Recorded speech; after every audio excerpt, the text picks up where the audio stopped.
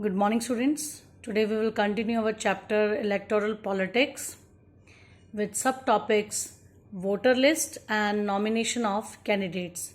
So let us start with voter list.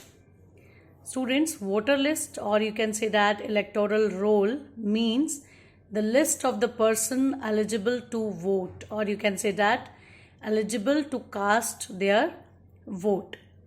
Our constituencies are decided who would vote now. Students, we have already discussed about electoral constituencies and reserved constituencies.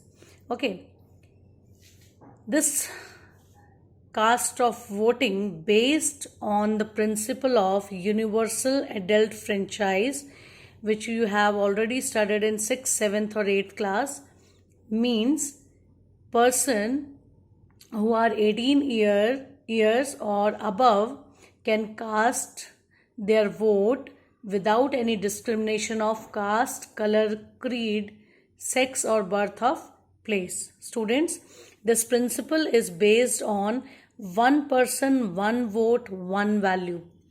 Why we adopted the principle universal adult franchise? Because most of the population of India are illiterate and poor. That is why we adopted this principle. Now, next question. Who can be denied the right to vote? किनको right to vote का अधिकार नहीं दिया जाएगा? Some criminal and person with unsound mind. जिसके ऊपर कोई criminal case हो या जो डिस्टर्बिंग माइंड का आदमी हो, उसको राइट टू वोट का अधिकार उसे ले लिया जाएगा. Okay, now what documents is needed to cast vote? Election photo identity card यानी कि एपिक. ये एक आइडेंटिटी पहचान पत्र. पहले क्या होता था कि ये पता नहीं चलता था कि जो वोट देने आया है वो कौन है, किसी के नाम के ऊपर कोई और वोट डाल के जा रहा है.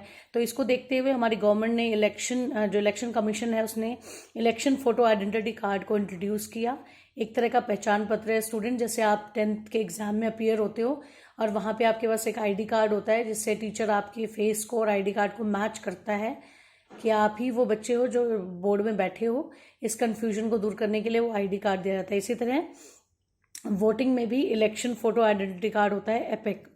नेक्स्ट है updation of voters list. Yes, जैसे सीबीएसई हर साल आपका सिलेबस रिवाइज करती है, अपडेट करती है. नाउ डेज इन कोविड-19 में भी आपकी सीबीएसई ने कुछ सिलेबस कट कर दिया, फिर दोबारा उसको अपडेट किया गया. तो इसी तरह वोटर लिस्ट भी अपडेट होती है. फॉर एग्जांपल, अब 2019 में इलेक्शन हुए और अब 2024 में होंगे. इतने you will also eligible to cast your vote. Okay, आप भी एलिजिबल हो जाओगे. तो क्या होगा कि आपको उसमें ऐड किया जाएगा वोटर लिस्ट में, और जिन लोगों की डेथ हो चुकी है उनको इसमें से निकाल दिया जाएगा. तो this is known as the updation of voter list.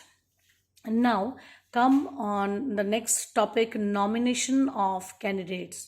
तो students, who can contest elections? कौन इलेक्शंस में खड़ा हो सकता है, क्या उसका प्रोसीजर है? तो anyone who can vote can also become a candidate to contest election.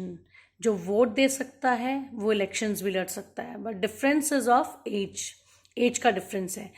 Voter can attain 18 years और above age to cast their vote, and candidate to contest elections contain 25 years of age. ये एक age limit है, यही एक difference है elections लड़ने के लिए वोटर एंड कैंडिडेट के बीच में. नेक्स्ट है ticket. Students, we have so many political parties. Our political parties give ticket of their party to a candidate to contest election on a particular constituency. ठीक है, elections में उसको ticket दे दिया जाता है कि वो एक पर्टिकुलर कॉन्स्टिट्यूंसी से इलेक्शन लड़ सकते हैं एक पार्टी के बिहाफ पर.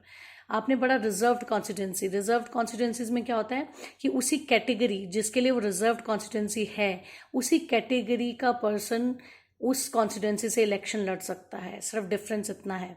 नेक्स्ट है nomination form. Yes, a candidate can fill a form, nomination form. ठीक है, उसको नॉमिनेशन फॉर्म भरना होता है जिसमें उसकी सारी डिटेल होती है, उसका पूरा background, father name, mother name. जैसे आप 9th में जब रजिस्ट्रेशन होता है फॉर 10th एग्जाम, तो उसी तरह का एक नॉमिनेशन फॉर्म होता है कि जो कैंडिडेट है वो कौन है, उसका क्या बैकग्राउंड है, पूरा फॉर्म फिल करना पड़ता है. ओके, नेक्स्ट है सिक्योरिटी डिपॉजिट. यस, फाइनेंशियली कितना साउंड है कैंडिडेट, उसके पास कितना अमाउंट है सिक्योरिटी के रूप में रखने के लिए कि वो इलेक्शन लड़ रहा है, ठीक है। नेक्स्ट आता है हमारा, candidate have to make a legal declaration regarding, कुछ लीगल डिक्लेरेशन करने पड़ते हैं पब्लिक डोमेन में। For example, serious criminal case pending against the candidate means no criminal case pending against the candidate who contest elections. Okay, next है details of the assets and liabilities. Yes, the election commission has